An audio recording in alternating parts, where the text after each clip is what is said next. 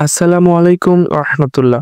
আশা করি সবাই ভালো আছেন। গরু মোটা তাজাকরণে দানাদার খাবার যেমন গমের গুঁড়ো, ভুট্টার গুঁড়ো, চক্কর, খৈল দরকার, ঠিক তেমনই দরকার ঘাস এবং খড়। কারণ কাঁচা ঘাস এবং খড়ের প্রচুর পরিমাণ ভিটামিন থাকে, যা গরু মোটা তাজাকরণে খুবই গুরুত্বপূর্ণ ভূমিকা পালন করে। আমরা আমাদের গরুদের নিয়মিত কাঁচা ঘাস এবং খড় খাওয়াই। আমাদের খামারে গরু বাড়তে থাকায় আমাদের অনেক কাঁচা ঘাস এবং খড় লাগে। কাঁচা ঘাস আমরা আমাদের জমি থেকে প্রতিদিন কেটে নিয়ে আসি এবং আমাদের গরুদের খাওয়াই। কিন্তু আমাদের খড় যখন আমাদের ধান ওঠে তখন সংরক্ষণ করতে হয়। আমরা পর্যাপ্ত পরিমাণে খড় সংরক্ষণ করেছিলাম, কিন্তু আমাদের ফার্মের গরুগুলো বড় হতে থাকায় আমাদের খড়ের সংকট দেখা দেয়। তাই আমরা কয়েকদিন আগে একটি খড়ের টাইল কিনে নিই। এখন যেহেতু বর্ষাকাল, তাই আমরা যার কাছ থেকে খড় কিনেছিলাম তিনি আমাদের জানান খড়ের মধ্যে পানি পড়ে খড়গুলো নষ্ট হয়ে যাচ্ছে, তাই তিনি খড়গুলোকে ভালো জায়গায় সংরক্ষণ করার জন্য বলেন। তাই আমরা আজকে সেই খড়গুলো আমাদের বাসায় নিয়ে আসবো ইনশাআল্লাহ। তাই আমি এবং আমার চাচাতো ভাই মিলে চলে গেলাম সেই খড়গুলোকে আনতে। আমার চাচাতো ভাই খুব এক্সপার্ট গাছে ওঠা, মাছ ধরা এইসব বিষয়। তো সে বলল, ভাই আমি উপরে উঠবো। তো সে উপরে উঠে খড়ের টাইল ভাঙতে শুরু করলো, আর আমি নিচে সেই খড়গুলোকে বোঝা করতে শুরু করলাম। এখানে খুব সুন্দরভাবে ঘাস ফুল ফুটেছে, লাল রঙের, সাদা রঙের, গোলাপি রঙের। তো আমি কয়েকটি ফুল তুললাম। তো মাশাআল্লাহ, আল্লাহর সৃষ্টি কত সুন্দর হতে পারে। আবারও এক সাইডে রয়েছে একটি আম গাছ। এখন যেহেতু আমের সিজন শেষের পথে, তবুও দেখলাম এই আম গাছে কয়েকটা ছোট ছোট আম ধরেছে এবং অনেকগুলো আমের মুকুলও ধরেছে সেই আম গাছটাতে। তখন বুঝতে দেরি হলো না, সেই গাছটা 12 মাসি আম। এইসব গাছ খুব সহজেই পাওয়া যায় না। তো আবারও আমরা আমাদের খড়ের কাজে লেগে পড়লাম।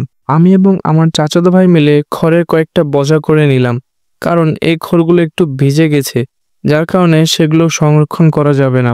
পরবর্তীতে সেই খড়গুলো পচে যাবে, যার কারণে আমরা সেই খড়গুলোকে আমাদের গরুদের খাওয়াবো। তো এতগুলো খড় তো একবারই খাওয়ানো যাবে না, তাই আমরা বোঝা করে রেখে দিচ্ছি। পরে এখান থেকে খড়গুলো আমাদের গরুদের খাওয়াবো। খড়ের টাইল ভাঙতে ভাঙতে এখানে ছোট ছোট দুইটা ডিম আমরা দেখতে পাই, হয়তো সেগুলো টিকটিকির ডিম হবে। আমরা আমাদের ভালো খড়গুলো বাছে বাছে আলাদা করে নিচ্ছিলাম, কারণ আমাদের সেই খড়গুলো সংরক্ষণ করা লাগবে। এখানে ভেজা খড় রাখা যাবে না। তাই আমরা ভালো শুকনো খড়গুলো আমরা আমাদের বাসায় নিয়ে যাব এবং সেখানে আবার নতুন করে পুঁজ করে রাখবো, যেন সেগুলো পরে আমরা আমাদের গরুদের খাওয়াতে পারি। আজকে মূলত অনেক গরম ছিল, তাই আমরা কিছুক্ষণের জন্য রেস্ট নিলাম। এই গরমে লেবুর পানি এবং স্লাইন প্রচুর খাওয়ার দরকার, কারণ গরমে যে ঘাম ঝরে এই ঘামের যোগান দিয়ে সেই স্লাইন এবং লেবুর পানি। আমাদের কাছে বিপুল পরিমাণ লেবু ধরেছে আলহামদুলিল্লাহ। আমরা আমাদের গাছ থেকে কিছু লেবু পেড়ে শরবত করে খেলাম। এরপর আমরা আবারও আমাদের কাজে নেমে পড়লাম। আমরা সব খড়গুলো আমাদের বাসায় নিয়ে আসলাম।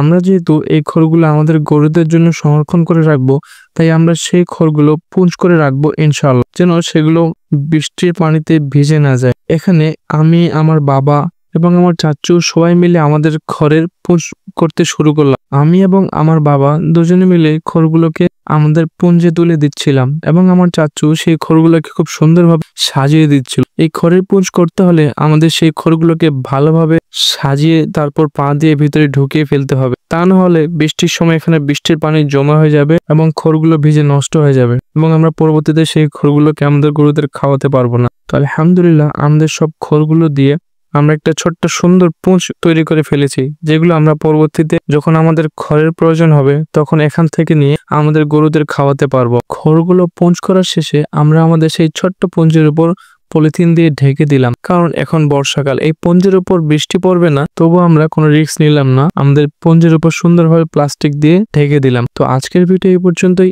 আপনারা ভালো থাকবেন, সুস্থ থাকবেন, আমাদের জন্য দোয়া করবেন। আসসালামু আলাইকুম রাহমাতুল্লাহ।